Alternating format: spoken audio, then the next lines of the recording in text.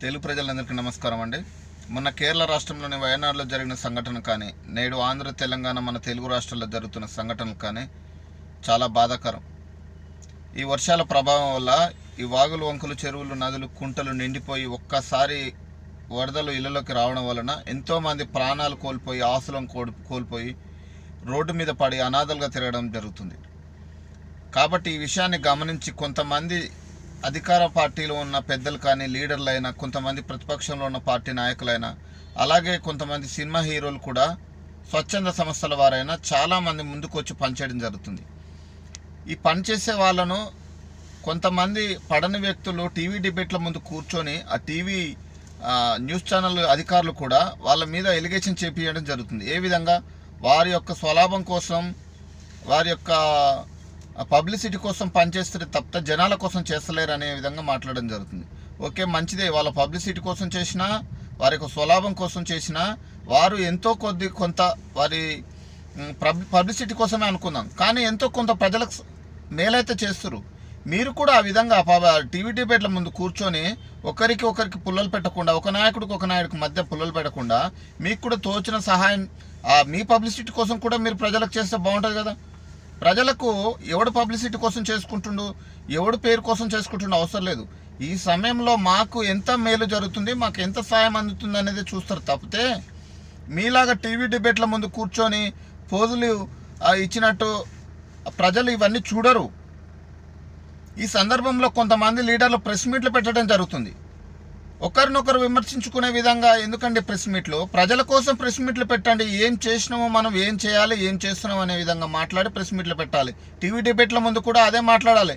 కానీ టీవీ డిబేట్లలో కొంతమంది కొన్ని న్యూస్ ఛానల్లో కొంతమంది కొన్ని విధాలుగా నానా రకాలుగా మాట్లాడడం జరుగుతుంది. ముందు మీరంతా ఇవన్నీ మానేసి పని చేసే వాళ్ళని చేయనియండి. అలాగే మీరందరూ విమర్శించుకోవాలంటే చాలా టైం ఉంది. ఇలాంటి సందర్భంలో కాదండి విమర్శించుకునేది. ప్రెస్ మీట్లు పెట్టి ఒకరి మీద ఒకరు ఆరోపణలు చేసుకునేది ఇలాంటి సందర్భం కాదు. కాబట్టి ఎక్కడైతే సంఘటన జరిగిందో ఆ ఏరియాలోకి వెళ్ళి మొదలు మీరు వ్యక్తులను గౌరవించి, మీరు ఏం చేస్తున్నాం, మేము ఏం చేస్తున్నాం అనే విషయంపై మనసు పెట్టి, ప్రజలకు ఏం చేస్తున్నాం అనే విషయంపై మనసు పెట్టి పనిచేయండి. మీరు రాజకీయాలు చేయాలనుకుంటే తర్వాత చాలా టైం ఉంది, చేసుకోవచ్చు. అలాగే సామాన్య ప్రజలను కూడా ఒక విషయం కోరడం జరుగుతుంది. ఈ వినాయక చవితి సందర్భంగా మనం ఎలా అయితే పండుగ చేసుకుంటున్నామో అందరూ అలాగే చేసుకోవాలని మనందరం ఆశిద్దాం.